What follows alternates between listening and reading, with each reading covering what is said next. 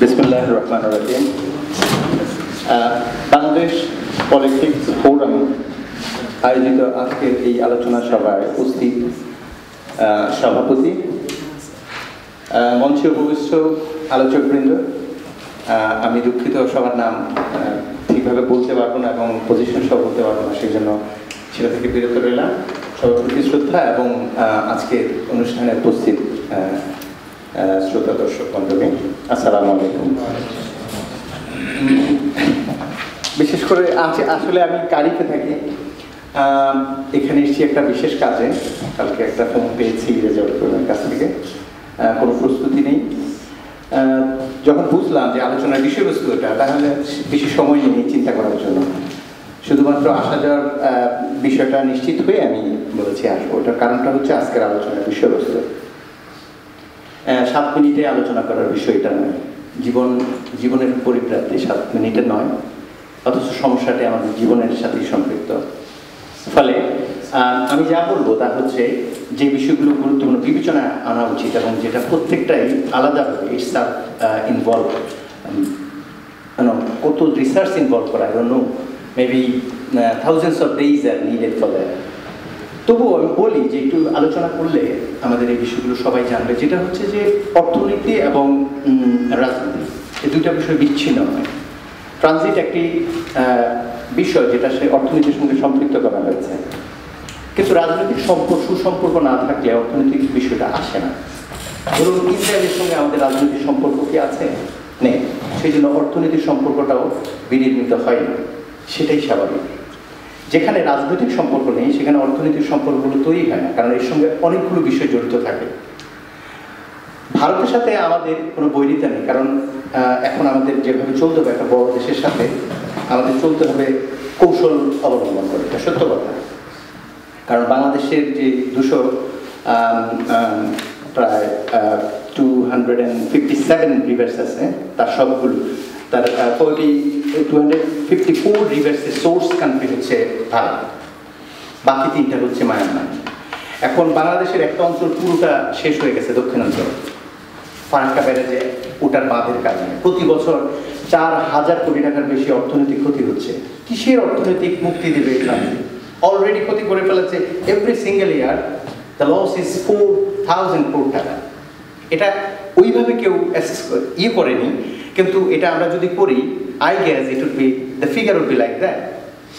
এটা কিন্তু আমাদের কেউ অ্যাড্রেস করছে না, এটা মাথায় নেই। কারণ অলরেডি যে ক্ষতি হচ্ছে, টিপাইমুখ বাঁধ আর একটা ওখানে হচ্ছে, এবং would be result is same, ওইটা একই ইম্প্যাক্ট দেবে। তাহলে বাংলাদেশ একদিকে শেষ হয়ে গেল, আরেকদিকে শেষ হতে যাচ্ছে, এরকম একটি। এখন বাংলাদেশের সঙ্গে তো হচ্ছে না, সম্পর্কটা হচ্ছে একটা ডেজার্টের সঙ্গে। কিন্তু এই ডেজার্টটা তাদের কি জন্য দরকার? এই জন্য যে 1962 সনে ভারত এবং চায়নার সঙ্গে একটা যুদ্ধ হয়, রেসপেক্টিভ ওয়ার, এবং ইস্যুটা ছিল অরুণাচল প্রদেশ, যেটা হচ্ছে দক্ষিণ তিব্বত। সেখানে বিরাট একটা জায়গা আছে, প্রায় সেটা হচ্ছে 25,000 বর্গ কিলোমিটার একটা জায়গা, একটা মীমাংসার ব্যাপার আছে। ভারত এবং চায়নার সেই যুদ্ধ এখনো অমীমাংসিত কিন্তু, এবং চায়না হচ্ছে ফিউচার আমেরিকা। ফলে ইন্ডিয়ার প্রয়োজন, চায়না আমাদের যেই করিডোরটা আছে, বিশেষ করে শিলিগুড়ি, যেটাকে আমরা চিকেন নেক বলি, সেই জায়গাটায় যদি বাংলাদেশ অ্যালাউ না করে, ইভেন নেপাল অ্যালাউ না করে, তাহলে ইন্ডিয়ার পক্ষে তার 7 সিস্টার যে আছে ওটাকে রক্ষা করা সম্ভব না। কারণ তা না হলে চায়না বাংলাদেশের সঙ্গে সম্পর্ক করে এই জায়গাটা ইন্ডিয়ার আশা বন্ধ করে দিতে পারে। ফলে বাংলাদেশের সঙ্গে, বাংলাদেশ হচ্ছে খুবই গুরুত্বপূর্ণ একটা ডেজার্ট ইন্ডিয়ার জন্য। এটা কোনো দেশ না, কারণ একটা মরুভূমি হবে নিশ্চিত। আমি শুধু গুনতে হবে সময় ব্যারেজগুলোর কারণে, কারণ আমার রিসার্চের কাজটা কিছুটা এটার উপর। ফলে আমি নিশ্চিত যে এটা একটা মরুভূমিতে পরিণত হচ্ছে। চিংড়ি চাষ করে আমাদের বাঁচতে হবে ভবিষ্যতে। খুলনা এলাকায় যেরকমভাবে মানুষ জীবিকা নির্বাহ করে, পুরো একটা দেশ চিংড়ির উপর বাঁচতে পারে না, এরপর তাও করা যাবে। Will be environmental refugee. কোনো না কোনো দেশে ভাগতে হবে আমাদের। এই হচ্ছে বাংলাদেশের ফিউচার। সেই দেশের সঙ্গে তারা চুক্তি করতেছে অর্থনৈতিক, এটার কোনো মূল্যই নেই। অর্থনীতি আসছে কীভাবে? আগে যে সমস্যাগুলো আছে এগুলো দূর করতে হবে, রিলেটেড ইস্যুগুলো। ট্রানজিট দেওয়ার আগে চিন্তা করতে হবে আমাদের ওয়াটার শেয়ারিং, আমাদের মেরিটাইম বাউন্ডারি নিয়ে প্রবলেম আছে, সেটা সলভ করতে হবে। এবং ট্রানজিট দেওয়ার পর হাজার হাজার ইমপ্লিকেশন হবে, এনভায়রনমেন্টাল ইমপ্লিকেশন যেটাকে বলছি আমি। মরুভূমি হয়ে গেছে। এবং ট্রানজিট দেওয়ার পর ধরলাম, আমি লিগেল অ্যাসপেক্ট নিয়ে কথা বলার লোক আছেন, আমি জানি, কিছুটা ধারণা পেয়েছি। শুধু সাধারণ মানুষের সেন্স থেকে চিন্তা করে দেখুন, যেই গাড়িগুলো পাস হবে এগুলোর কার্বন ডাইঅক্সাইড তো ইন্ডিয়ায় ছাড়বে না, বাংলাদেশে ছাড়বে। এবং এনভায়রনমেন্টাল ইম্প্যাক্টটা কোথায় পড়বে? বাংলাদেশে পড়ছে। এটা কিভাবে ভ্যালু করবে?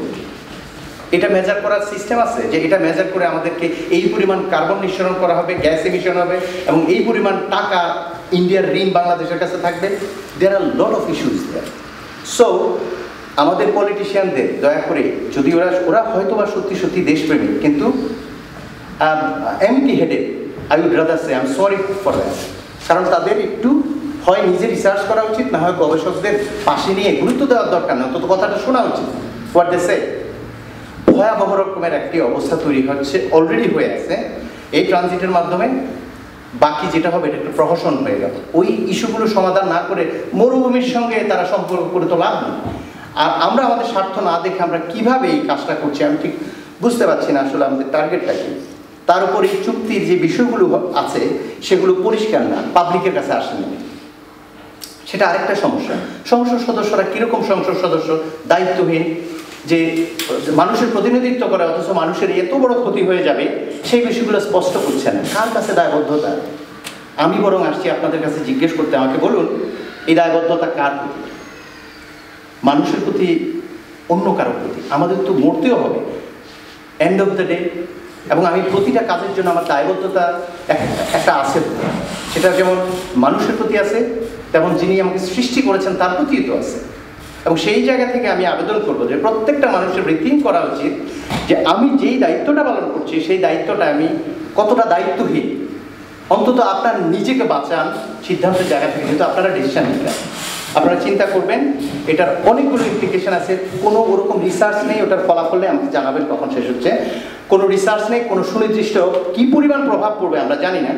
তবে আমি এটুকু বলতে পারি যে রাজনৈতিক সুসম্পর্ক তৈরি না করে এই ধরনের জিনিসগুলো করে অর্থনৈতিক জায়গাটা তৈরি হয় না। আসলে সুসম্পর্কটা রাজনীতির সাথে অর্থনীতি একেবারে কয়েনের পিটো সারাক্ষণ। যদি, কারণ এর আগে আমরা যতগুলো জিনিস দেখছি, পৃথিবীতে মাত্র 3টা দেশে এই কাঁটাতারের বেড়া দিয়েছে, ইসরায়েল, আমেরিকা আর ইন্ডিয়া। এটা কি সভ্যতার লক্ষণ? পৃথিবীতে মাত্র 3টা দেশ প্রতিবেশীর সাথে এটা দিচ্ছে, তাও বাংলাদেশ এত গুরুত্বপূর্ণ যে দেশের কাছে এই ডেজার্টটা, সেই দেশের মানুষকে এই পরিমাণ বিপদে ফেলে তারা যে কাজটা করছে, তাদের তো উচিত আরও 2-1টা জায়গা অন্তত বেঁচে রাখার। পলিটিক্সের প্রশ্নেও যদি বলে, ফর দ্য সেক অফ আর্গুমেন্টও যদি বলে, বাংলাদেশের মানুষ তো বেঁচে থাকতে হবে চুক্তি করার জন্য। তাহলে তো 1972-এ যে এনক্লেভমেন্টটা ক্লেম করছে সেটা এখনও দেয়নি আমাদের কানেকশনের জন্য দহগ্রাম, সেটার কোনো ইমপ্লিমেন্টেশন নেই। অথচ পৃথিবীর অনেক জায়গায় এই ধরনের করিডোর দেওয়া হয়েছে, অনেক জায়গায় ট্রানজিটের ব্যাপারও আছে। আমরা তো দেখছি সুইজারল্যান্ডের মাল পাঠাচ্ছে না, জার্মানি, অস্ট্রিয়া, সুইজারল্যান্ড, ইটালিতে পাঠাচ্ছে না, সব জায়গায় আছে। কিন্তু সেখানে লেনদেনের বিষয়টা পরিষ্কার, ইম্প্যাক্টগুলো ভেরি ক্লিয়ার, এবং তাদের রাজনীতিবিদরা জানে যে কী দিচ্ছি আর কী পাচ্ছি। But do we know what we are giving up and what we are getting in return? That is my question. Thank you very much.